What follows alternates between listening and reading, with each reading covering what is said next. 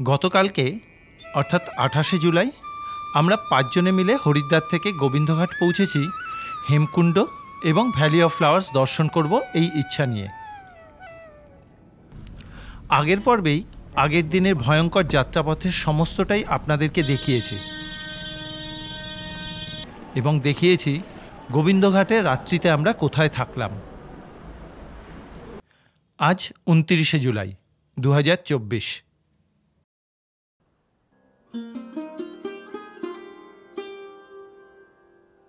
নতুন দিনে সুন্দর একটা সকালে আমি গুরুদ্বারার সামনেটা একটু ঘুরে নিলাম। এরপরে ঘরে ঢুকে লাগেজ গুছিয়ে নিয়ে রুম থেকে বেরিয়ে পড়লাম। এখন এই ব্যাগটা এই যে পেছন দিকে ক্লক রুম আছে, এই ক্লক রুমে রেখে দেবো। গুরুদ্বারার নিজস্ব ক্লক রুম আছে, এখানে ব্যাগ জমা করে রসিদ নিয়ে নিতে হয়।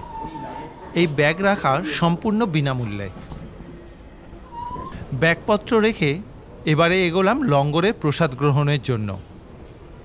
যাওয়ার পথে এই ভক্তকে দেখতে পেলাম।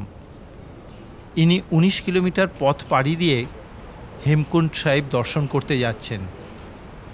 ওনার এই ইচ্ছাশক্তি আমাদের মনের অনেকটা জোর বাড়িয়ে দিল। আমরা গুরুদ্বারার প্রসাদ গ্রহণ করে নিলাম। এখন বাজে সকাল 8টা। এখন আমরা গোবিন্দঘাট গুরুদ্বারার থেকে বেরোলাম। এখান থেকে প্রথমবারে যেতে হবে হচ্ছে পুলনা ভিলেজ। ওইটুকু জায়গা আমরা গাড়িতে যাব। এখান থেকে শেয়ার গাড়ি পাওয়া যায়। ওই গাড়িতে যাওয়ার পরে তারপরে আমাদের হাঁটা শুরু হবে। আজকে আমাদের গন্তব্য হচ্ছে ঘাঙ্গরিয়া পর্যন্ত। তাহলে চলুন। আমাদের টিমের সবাই উদ্যম নিয়ে বেরিয়ে পড়ল। আমাদের এবারে যাত্রাপথে কিন্তু কোনো টেনশন নেই। এই যে পাশে গুড্ডু কিন্তু ডাক্তার, মানে এবারে ট্রেকে আমরা ডাক্তার সঙ্গে নিয়ে যাচ্ছি, তার জন্য একটু কনফিডেন্স লেভেলটা বেশি। কি গুড্ডু? একদম। সবাই মিলে এগোলাম পুলনা ভিলেজের যাওয়ার জন্য গাড়ি স্ট্যান্ডের দিকে। কিছুটা হেঁটে আসার পরেই দেখলাম জিপ স্ট্যান্ড। গুরুদ্বারার ঠিক পেছন দিকেই পুলনা ভিলেজ যাওয়ার জন্য কিন্তু জিপ স্ট্যান্ড রয়েছে। এখান থেকে আমরা জিপ ধরে নেব। একটা গাড়ি 500 টাকায় ঠিক করে আমরা 6 জনে উঠে পড়লাম। প্রথমেই গাড়ি একটা ঝুলা পুলের ওপর দিয়ে এগিয়ে যেতে থাকলো। পুলনা ভিলেজ এখান থেকে শেয়ার গাড়িতেও যাওয়া যায়। পুলনা ভিলেজ যাওয়ার জন্য 50 টাকা করে মাথাপিছু গাড়ি ভাড়া। এবার আমরা এখন রয়েছি 6 জন। সেক্ষেত্রে আমরা একটা গাড়ি নিয়ে নিলাম, আমাদের 500 টাকাই ভাড়া পড়বে, কারণ আমাদের আবার 4 জনের জন্য অপেক্ষা করতে হতো। সেটা অপেক্ষা না করে আমরা তাড়াতাড়ি বেরিয়ে গেলাম। গোবিন্দঘাট থেকে পুলনা ভিলেজের দূরত্ব 6 কিলোমিটার। কিছুটা এগোতেই সবুজ চাদরে মোড়া পাহাড় আর তার মাঝখান দিয়ে বয়ে চলা এই অলকানন্দা নদী, সত্যি যেন ফ্রেমে বাঁধানো ছবি। অপূর্ব সুন্দর এখানকার প্রকৃতি। আমার এই পথে প্রথম আসা। নিষ্পলক দৃষ্টিতে প্রকৃতিকে দেখতে দেখতে মিনিট 20 মধ্যেই পৌঁছে গেলাম। এই গাড়ি এসে পুলনা গাঁওতে নামিয়ে দিল। এই হচ্ছে পুলনা গাঁও। এই যে দেখুন বোর্ডে দেওয়া আছে, আর নিচে ওই যে পুলনা গাঁও। চারিদিকে সবুজ বাতাবরণের মধ্যে ছোট্ট একটা পাহাড়ি গ্রাম। রাস্তার পাশেই রয়েছে উত্তরাখণ্ড প্রশাসনের যাত্রা রেজিস্ট্রেশনের চেকিং অফিস। আমাদের রেজিস্ট্রেশন এখান থেকে চেক করা হলো। সামনে লাঠির দোকান আছে, এখান থেকে এই লাঠি কিনে নিলাম। 50 টাকা করে নিল লাঠি। এরপরে শুরু হলো আমাদের পদযাত্রা। যাওয়ার পথে দেখলাম পুলনা গ্রামেও থাকার জন্য হোমস্টে আছে, তবে তার সংখ্যা খুবই কম। আমরাও হাঁটতে হাঁটতে এগিয়ে চললাম। প্রায় 1 কিলোমিটার মতন আসার পরে দেখলাম পুলনা গ্রামের মেইন জিপ স্ট্যান্ড। আমাদের জানা না থাকায় গাড়ি 1 কিলোমিটার আগে আমাদেরকে নামিয়ে দিয়ে চলে গেছে। আপনাদেরকেও জানিয়ে রাখি, প্রথমে যে চেক পয়েন্ট আছে ওখানে চেকিং করিয়ে তারপরে আরও 1 কিলোমিটার গ্রামের মধ্যে দিয়ে গ্রামের শেষ প্রান্তে আসবেন। তারপরেই কিন্তু এখানে জিপ স্ট্যান্ড। আগে নামালে নামবেন না। আমাদের জানা ছিল না, আমরা ভুল করেছি, আমরা ঠকেছি। দেখলাম প্রচুর ভক্ত হেমকুণ্ডের উদ্দেশ্যে যাত্রা শুরু করেছেন। যাদের মনে হবে ঘোড়াতে যাবে তারা কিন্তু এখান থেকে ঘোড়াও নিয়ে নিতে পারবে।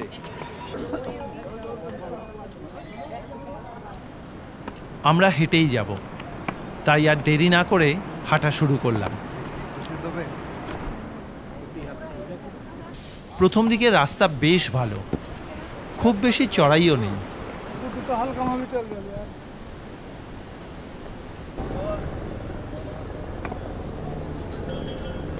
কিছুটা উঠে আসার পর তারপরে এটা হচ্ছে ঘোড়া বুকিং অফিস। এখান থেকে পর্চি কাটাতে হবে, তারপরে সামনে ওখান থেকে ঘোড়া নিতে হবে।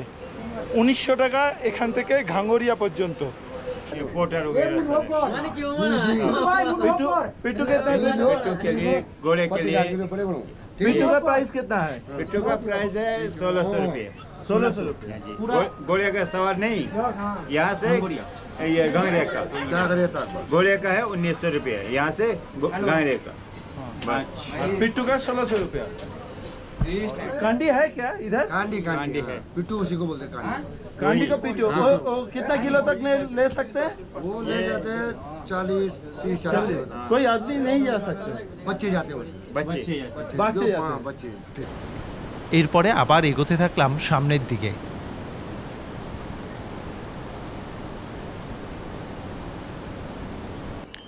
মাথার ওপরে সবুজ কার্পেটে মোড়া উঁচু উঁচু পাহাড়, আর তার নিচের দিকে এই আমাদের চলার পথ। রাস্তা কিন্তু ট্রেমেন্ডাস চড়াই। 100 মিটার এসেছি, তাতেই দরদর করে ঘাম পড়ছে। বেশ চড়াই, চলুন যাওয়া যাক। কষ্ট যেরকম আছে, প্রকৃতিও অপূর্ব সুন্দর। ওই যে দেখুন নিচ দিয়ে যাচ্ছে লক্ষ্মণ গঙ্গা নদী। এই লক্ষণগঙ্গা নদী গোবিন্দঘাটে গিয়ে অলকানন্দা নদীর সঙ্গে মিশে গেছে।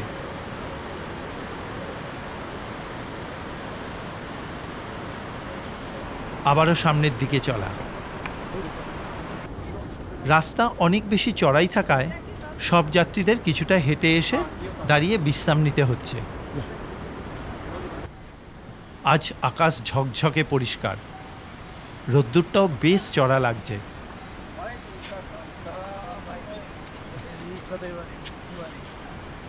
চারিদিকে ঘন সবুজ পরিবেশের মধ্যে দিয়ে আমাদের এই চলার পথ সামনের দিকে এগিয়ে চলে গেছে।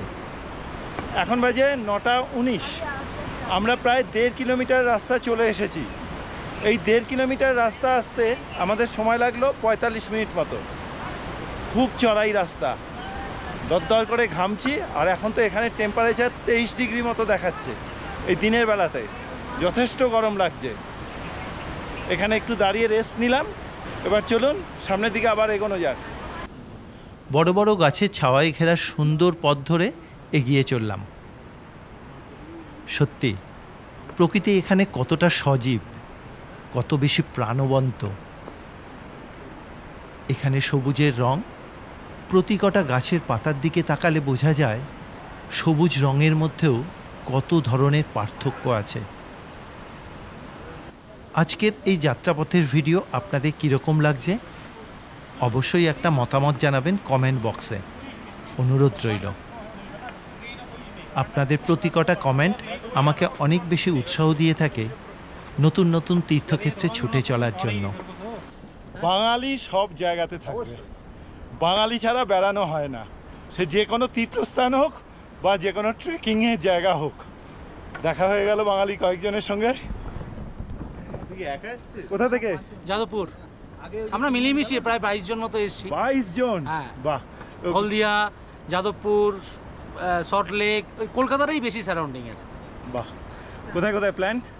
আপাতত তো প্ল্যান আমরা আজকে ঘাঙাড়িয়া, হ্যাঁ, তারপরে ভ্যালি অফ ফ্লাওয়ার্স, হেমকুণ্ড সাহেব, দেন কাল পরশুদিন রাতে আমরা রূপকুণ্ডে থাকবো একদিন স্টে। রুদ্রপ্রয়াগে থাকবো। সত্যি মাঝে মাঝে বাঙালিদের সঙ্গে দেখা হলে কিন্তু বেশ ভালোই লাগে। এই কিছুক্ষণ গল্প হলো, চলুন আবার সামনে যাওয়া যাক। রাস্তা খুব চড়াই। কি প্রীতম, কিরকম লাগছে? মারাত্মক কঠিন। আমার তো অমরনাথের পিছু টপ আর গণেশ টপের থেকেও কঠিন লাগছে। বাপরে, মানে রাস্তাটাকে আমরা দেখতে পাচ্ছি না তো, মানে একবার এই বাঁক একবার ওই বাঁক, কিন্তু পিছু টপ আর গণেশ টপে দেখতে পাই বলে তখন বেশি ভয় লাগে।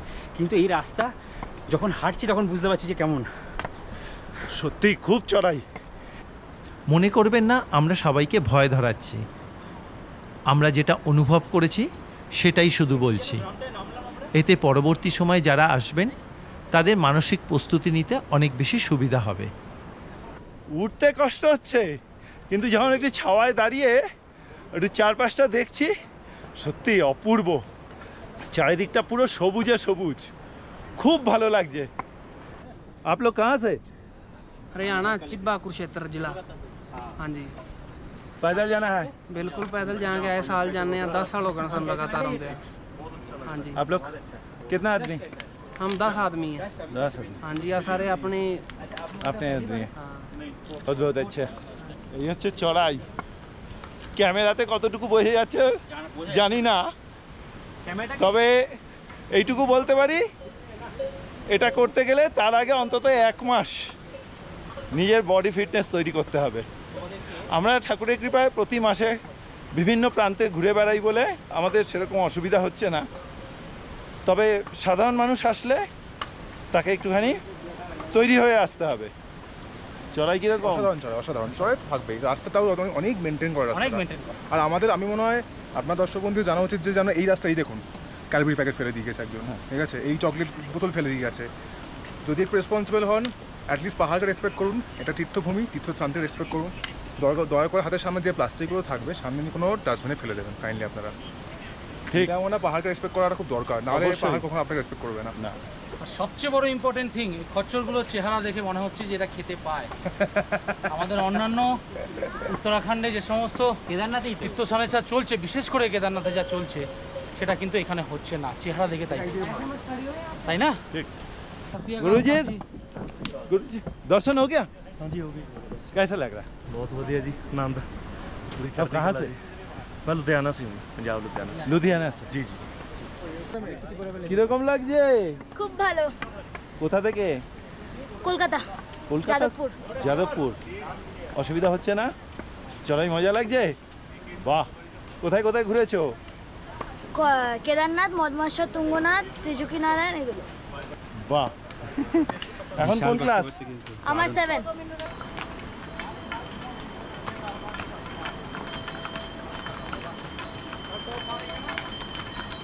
দু কিলোমিটার মতন আসার পরে জঙ্গলচট্টি বলে একটা জায়গা আছে এখানেও।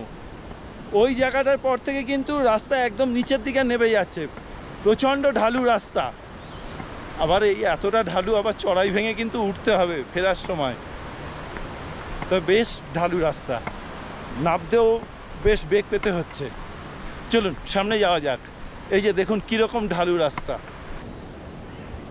এইভাবে বেশ কিছুটা নামার পরেই আমার সঙ্গী সাথীদের সঙ্গে দেখা হলো। আবার আমরা সব পার্টনাররা একসঙ্গে হয়ে গেছি। এরা সব আগে আগে দৌড়চ্ছিল, এরকম দৌড়াও দৌড়াও, ঠিক মিট করে নেব, ঠিক তাই? জানি তো, সেই জন্যই তো আমরা একটু আগে আগে দৌড়চ্ছি, যে এসে তো ধরে নেবে নেই। তো জানি চন্দনদা আমাদের ধরে নেবেই, ওই জন্য আমরা আস্তে আস্তে আস্তে আস্তে কচ্ছপের মতো চলতেই থাকলাম। যাক, অবশেষে শেষে ধরে নিচ্ছে। শান্তিদা কিরকম লাগছে বলো? দারুণ দারুণ, এক্সিলেন্ট, মানে বলে বোঝানো যাবে না, খুব সুন্দর।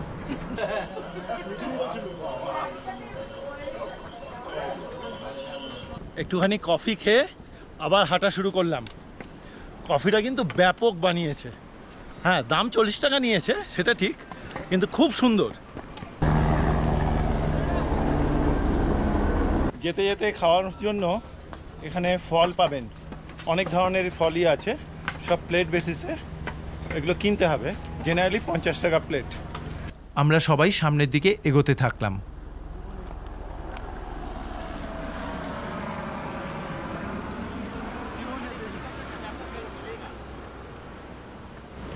কি ডাক্তারবাবু, কিরকম লাগছে? খুব সুন্দর, ফাটাফাটি ফাটাফাটি। आप कहाँ से? So I'm from Meerut. कैसा लग रहा है? अच्छा लग रहा है, बट बहुत थकान हो रही है। क्यों? This is something very difficult. क्यों? क्योंकि चलने की आदत ही नहीं है। That's why. ठीक है, बहुत সিনিক বিচ বহুত আচ্ছা ब्यूटीफुल ঠিক আছে কোথা থেকে বজবজ কোথায় কোথায় যাওয়ার প্ল্যান এই তো কালকে এখান থেকে ঘাগাড়িয়া থেকে next day valley of flowers, next day Hemkund সাহেব, আবার রিটার্ন এখানে থেকে দেরাদুন, 4 তারিখে রিটার্ন হোম। बस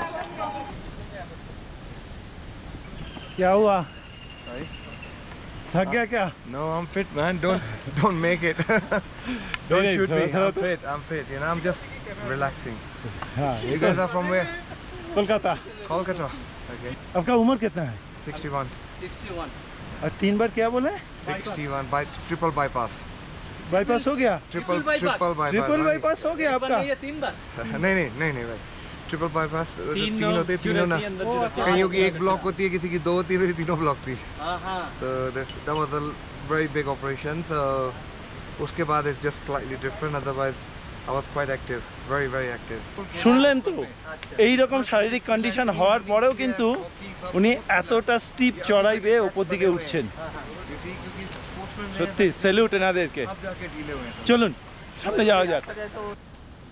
যত ওপরের দিকে উঠছি যেন চড়াই আরও বাড়তে থাকলো, আর পাশ দিয়ে সশব্দে বয়ে চলেছে লক্ষণগঙ্গা নদী। आप लोग कहाँ से हैदराबाद।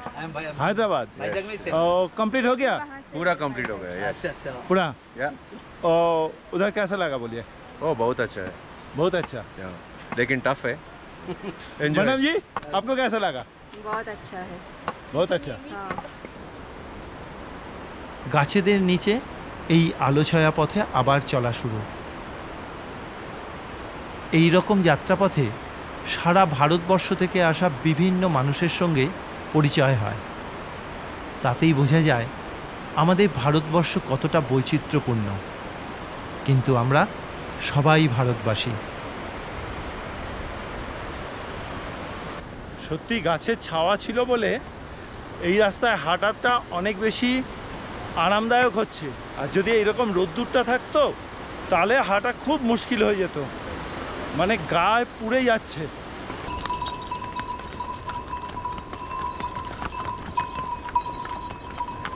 এই যে দেখতে পাচ্ছেন রাস্তা কোনো সময় চড়াই, আবার এই দিকেই দেখুন আবার উতরাই পথ এইদিকে। আমিও উতরাই পথে একটু তাড়াতাড়ি এগিয়ে গেলাম, কারণ আমার সব সঙ্গীরা আগে এগিয়ে গেছে। আমি ছবি তুলতে তুলতে যাচ্ছি বলে আমার অনেক দেরি হচ্ছে। কিছু দূর এগোতেই দেখি তারা সবাই ফটো সেশনে ব্যস্ত। কোনো সময় চড়াই কোনো সময় উতরাই, এইভাবে তো এগোচ্ছিলাম, তবু মাঝে মাঝে অনেকটা সমতল রাস্তা ছিল। এরপরে এবারে লম্বা পরপর সিঁড়ি ওপর দিকে উঠে গেছে। এই এখান থেকে কিন্তু অনেকটা চড়াই উঠতে হয়। চলুন যাওয়া যাক। চললাম সিঁড়ি ভাঙতে ভাঙতে। এই রকম প্রায় 2 কিলোমিটার রাস্তা, প্রাণন্তকর চড়াই। কি গুড্ডু কিরকম লাগছে? ভালো, চলো ওপর দিকে।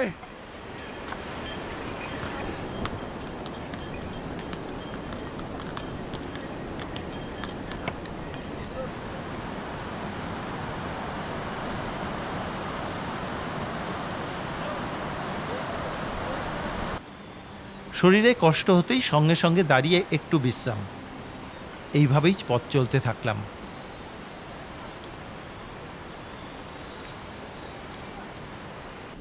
এই সিঁড়িপথের রাস্তা যেন শেষই হতে চায় না। অবশেষে বেশ কিছুক্ষণ চলার পর কিছুটা সমতলের মতন রাস্তা পেলাম। চারিদিকে সবুজ প্রকৃতির মধ্যে দাঁড়িয়ে একটু বিশ্রাম। সত্যিই কিন্তু এই যাত্রাপথ অপূর্ব সুন্দর। সবুজে মোড়া অপূর্ব সুন্দর পথ ধরে এগোতে থাকলাম। কিছু দূর আসতেই একটা পাহাড়ি ঝোড়া পড়ল। পাথরের খাঁজ দিয়ে জল পাহাড়ের ওপর থেকে লাফাতে লাফাতে নেমে আসছে।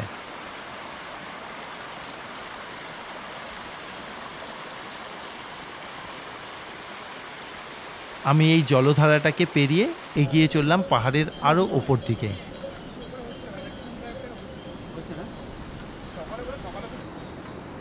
এবারে এসে পড়লাম আরও সবুজ এক সুন্দর বনানীর মাঝে।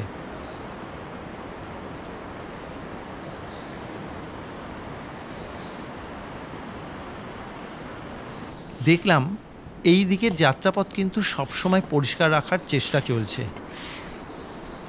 এখন বাজে ঠিক 12:30। আমরা প্রায় 6 কিলোমিটার মতন রাস্তায় চলে এসেছি। এই জায়গাটার নাম জানতে পারলাম ভিউডার। এই জায়গার থেকে রাস্তার দুদিকে দুটো চলে যাচ্ছে, বাঁদিকে একটা রাস্তা যাচ্ছে, ডান দিকে একটা রাস্তা যাচ্ছে। দুটো কিন্তু কিছু দূর পরে গিয়ে আবার এক জায়গাতেই মিশে যাবে। আমি এখানকার স্থানীয় মানুষের সঙ্গে কথা বলে জানতে পারলাম যে নিচের রাস্তাটা দিয়ে গেলে ভালো, ওটাতে সিনিক বিউটিটা খুব সুন্দর আছে। তাই জন্য ডিসিশন নিলাম হচ্ছে নিচের রাস্তাটা দিয়ে যাব। চলুন। এই অঞ্চলে বেশ কিছু দোকানপত্র রয়েছে যাত্রীদের সুবিধার্থে।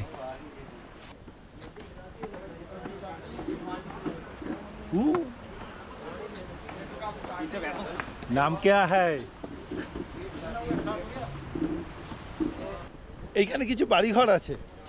এটা হচ্ছে পুলনা যে গ্রামটা আছে, ওই পুলনা গাঁওয়ের কিছু লোকের আবার এখানেও বাড়ি করা আছে। ওনারা এই সময় অর্থাৎ গরমের সময় এই জায়গাতে এসে থাকেন, আবার শীতের সময় পুলনা গাঁওতে চলে যান। এই তাদেরই কিছু কিছু মানুষজনের বাড়ি আছে এখানে। আমি এগোতে এগোতে দেখলাম এখানে যেমন নতুন বাড়ি আছে, তেমনি বহু পুরনো বাড়িও রয়েছে। এই গ্রামটা ছবির মতন সুন্দর, অপূর্ব এখানকার পরিবেশ। এখানে পৌঁছানো মাত্রই মনটা তৃপ্ত হলো।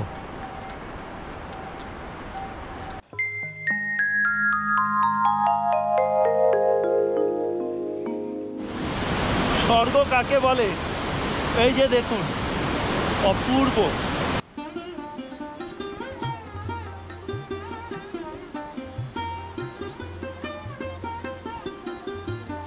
হালকা ঠান্ডা হাওয়া আর চোখের সামনে প্রকৃতির এই মায়াবী রূপ আমার দেহ ও মনের ক্লান্তিকে সরিয়ে অনেক বেশি সতেজ করে দিল। কিছুক্ষণ এখানে সময় কাটানোর পর পাশের সরু রাস্তা ধরে এগোতে থাকলাম। এইটুকু জায়গা বেশ ঢালু, রাস্তায় ছোট ছোট পাথর থাকায় একটু বিপজ্জনকও বটে। একবার পা স্লিপ করলেই পাশের খরস্রোতা এই লক্ষণগঙ্গায় গিয়ে পড়তে হবে। তাই আমিও সাবধানে এগোতে থাকলাম। প্রকৃতিকে দেখতে দেখতেই সময় কেটে যাচ্ছে। এখনো পর্যন্ত 5 কিলোমিটার যেতে হবে শুনলাম। ওইদিকে দুপুরে 1টা বেজে গেছে। চলুন। এরপর সরু একটা লোহার পুল দিয়ে লক্ষণগঙ্গাকে পেরিয়ে এলাম। এই লক্ষণগঙ্গা এখানে ভয়ঙ্কর অথচ অতীব সুন্দর। এই রকম দুর্বার গতিতে লক্ষণগঙ্গা সামনের দিকে এগিয়ে চলেছে। আজকের এই যাত্রাপথের ভিডিও আপনাদের কীরকম লাগছে অবশ্যই কিন্তু একটা মতামত জানাবেন কমেন্ট বক্সে, অনুরোধ রইল। লক্ষণগঙ্গার অপরূপ সৌন্দর্য দেখতে দেখতে মোহিত হয়ে গেছিলাম। ওখানে বেশ কিছুক্ষণ সময় কাটিয়ে তারপরে আবার চলে এলাম পুলটা পার করে। এই এসেই দেখছি এখানে বেশ কিছু দোকান আছে। এই দোকান থেকে তারপরে আবার একটু চড়াই রাস্তা। চলুন, আর সময় নষ্ট করা যাবে না, এখন যেতে হবে অনেক দূর। আমরা চড়াই পথ ধরে এগোতে থাকলাম। আরও বেশ কিছুটা এই রকম রাস্তা দিয়ে ওপরে ওঠার পর পুরো খাড়া চড়াইটা উঠে এলাম। এইখানে এসে দেখতে পেলাম এই জায়গাতেই যে দুটো রাস্তা মিশে যাচ্ছে। এই যে নতুন পুলটা যে তৈরি হয়েছে, এই পুলের রাস্তাটা এখানে এসে মিশছে। আর আমরা এসেছি হচ্ছে ঠিক এই দিকের রাস্তাটা, ঠিক উল্টো দিকের রাস্তাটা। এবার দুটো রাস্তা এখানে মিশে এই আবার উঠে যাচ্ছে। তাহলে চলুন যাওয়া যাক। সবুজ বনানীর পথ ধরে আরও বেশ কিছুটা এগোনোর পর এরপরে পায়ে হাঁটা পথ যেটা, সেটা ভেঙে গেছে। এখান দিয়ে ধস নেমেছে, তাই জন্য এখান দিয়ে যাওয়া যাবে না। এই পাশ দিয়ে কিছু মানুষ হাঁটতে হাঁটতে উঠতে উঠতে একটা রাস্তা মতন তৈরি হয়েছে। আমরা এখন সেই বোল্ডারের ওপর দিয়েই যাব। চলুন। আমিও এগিয়ে চললাম এই ধসের ওপর দিয়ে। বর্ষার সময় পাহাড়ে ধস যে কোনো সময় হতেই পারে, তাই মানসিকভাবে প্রস্তুত থাকার দরকার। যে কোনো পরিস্থিতিতে আমাদের মুখোমুখি হতে হবে। আমিও ধীরে ধীরে ঝুড়ো পাথর পেরিয়ে এলাম।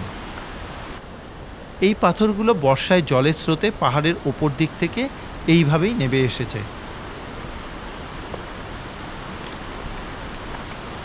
এরপরে আরও বেশ কিছুটা পথ পেরিয়ে এসে আবারও ধসে যাওয়া পাহাড়ের বোল্ডারের মধ্যে দিয়ে এগোতে হলো। এই রকম জায়গাগুলো খুবই সাবধানে পেরোতে হয়। একটু অসাবধানতায় পা মুচকে যাওয়ার সম্ভাবনা বেশি থাকে।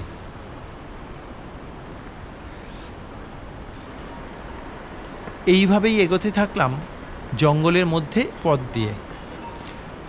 বর্ষার সময় এই রকম জঙ্গলে আসলে তবেই কিন্তু বোঝা যায় গাছের পাতার সবুজের কত ধরনের পার্থক্য আছে। এইভাবে চলতে চলতে আমাদের সঙ্গে দেখা হয়ে গেল আরও একজনের সঙ্গে। এবারে সে আমাদের সঙ্গে চলতে শুরু করলো। মনে হলো ও যেন আমাদের জন্যই অপেক্ষা করছিল। আবার এই পথে কিন্তু আরেক ভুলুর সঙ্গে দেখা হয়ে গেছে। ভুলু আবার আমাদের সঙ্গে চলছে, জানি না কত দূর যাবে। চলুন যাওয়া যাক। ফাঁকা রাস্তায় তখন আমরা দুজন আর ভুলু। আজা বলো। ও এদিক ওদিক যাচ্ছে ঠিকই, কিন্তু আমাদের সঙ্গেই থাকছে। মাঝে মাঝে এগিয়ে গিয়ে আমাদের জন্য অপেক্ষাও করছে।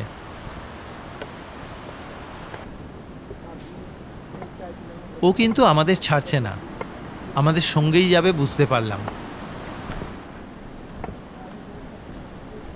প্রচুর চড়াই ভাঙতে ভাঙতে শরীরটা ক্লান্ত হয়ে গেছিল। হঠাৎ এই ভুলু আসার পরে একটা যেন আলাদা এনার্জি পাচ্ছি। ও আগে আগে যাচ্ছে, ওর সঙ্গে সঙ্গে যাচ্ছি। চলুন যাওয়া যাক।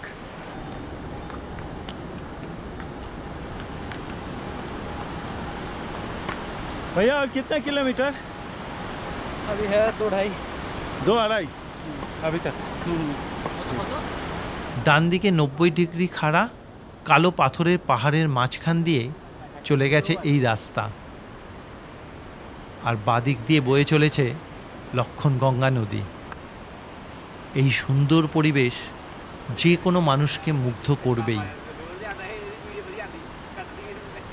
আকাশে আস্তে আস্তে মেঘ হচ্ছে দেখে আমরা তাড়াতাড়ি এগোতে থাকলাম। চড়াই রাস্তা কতটা চড়াই আর আমার ভাষা নেই জানানোর। মানে 20-25 মিটার উঠছি, দাঁড়িয়ে পড়তে হচ্ছে, এই রকম চড়াই। এখন হাঁপিয়ে গেছি। এখন এবার একটু গরম কিছু খেতে হবে, নাহলে শরীরটা ছেড়ে দিচ্ছে। এই চা অর্ডার দিলাম, এখানে চা খাবো। এখানে চা নেবে হচ্ছে 20 টাকা করে পার কাপ। চা খেয়ে একটু বিশ্রাম করেই আবার হাঁটা শুরু। আবার তো সামনে এই একই রকম চড়াই পথ।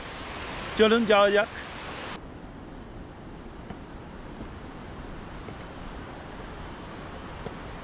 খালি হেঁটেই যাচ্ছি আর হেঁটেই যাচ্ছি। যাকেই জিজ্ঞাসা করি সবাই বলে 2 কিলোমিটার বাকি আছে, 2 কিলোমিটার বাকি আছে। 1 কিলোমিটার হেঁটে আসার পরেও দেখি সবাই বলছে 2 কিলোমিটার বাকি আছে। সঠিক বুঝতে পারছি না। আমাদের স্মার্ট ওয়াচে অলরেডি দেখাচ্ছে আমরা 10.5 কিলোমিটার চলে এসেছি। এবারে একটা বোর্ড দেখতে পেলাম, এখান থেকে বলছে 2 কিলোমিটার। যাওয়া যাক সামনে, চলুন। এইবারে রাস্তার পাশে আমরা হিমালয়ে কিছু বিখ্যাত ফুল দেখতে পেলাম।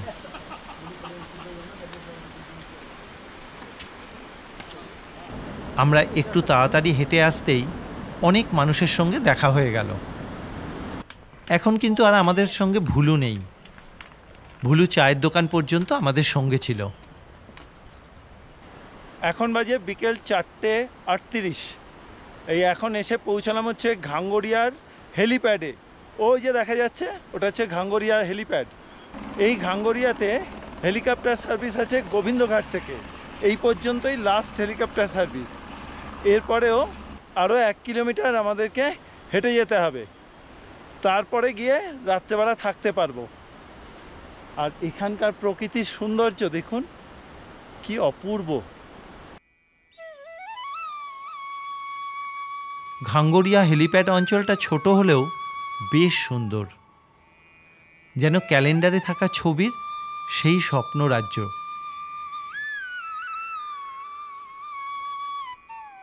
এই হেলিপ্যাডের কাছেও থাকার জায়গা আছে। আমরা কিন্তু এখানে থাকব না, আমরা থাকব ঘাঙ্গরিয়া গুরুদ্বারা অর্থাৎ গোবিন্দধামে। भाई साहब गुरुद्वारा कितना दूर? थोड़ा दूर है बस। थोड़ा दूर कितना? 200 मीटर। 200 मीटर। Thank you. এগিয়ে চললাম জঙ্গল পথ ধরে। আগেই জেনেছি এই সময় এই জঙ্গল পথ পেরোতে কোনো ভয়ের কিছু নেই। এইভাবে আরও বেশ কিছুটা এগোনোর পর ঘাঙ্গরিয়া বেস ক্যাম্পের মূল অঞ্চলে ঢুকে পড়লাম। ঢুকেই বাদিকে দেখলাম ঘাঙ্গরিয়া প্রশাসনের অফিস। আমরা এগিয়ে চললাম গোবিন্দধামের উদ্দেশ্যে। ঘাঙ্গরিয়াতে থাকার জন্য জিএমভিএনের যাত্রীনিবাস ছাড়াও প্রচুর প্রাইভেট হোটেল আছে, খাওয়ার জন্য ভালো রেস্টুরেন্টও আছে, তবে দাম এখানে কিন্তু অনেকটাই বেশি।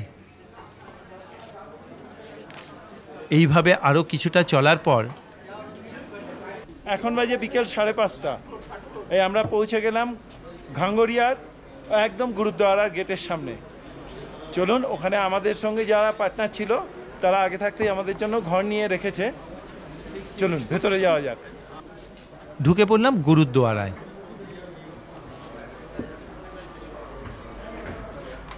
গুরুদ্বারাতে ঘর পেতে হলে আপনাকে এখানে এরকম অফিস রুম রয়েছে, এখানে এসে যোগাযোগ করতে হবে, একদম ঢুকেই বাঁ হাতে। ঘাঙ্গরিয়া গুরুদ্বারা বেশ বড়, এখানে থাকার জন্য খুব সুন্দর ব্যবস্থা আছে, আর খাওয়ার জন্য লঙ্গরের ব্যবস্থাও আছে। এবারে ঢুকে পড়লাম আমাদের থাকার ঘরে। 6 জনে থাকার মতন ঘরের ভাড়া 2000 টাকা। ব্যবস্থাও খুব সুন্দর। আজকের মতন ভিডিও এখানেই শেষ করছি। আজকের ভিডিও আপনাদের কীরকম লাগলো অবশ্যই কিন্তু একটা মতামত জানাবেন কমেন্ট বক্সে, অনুরোধ রইল। আজকের মতন বিদায়, সবাই ভালো থাকবেন, সুস্থ থাকবেন, শুভ সন্ধ্যা।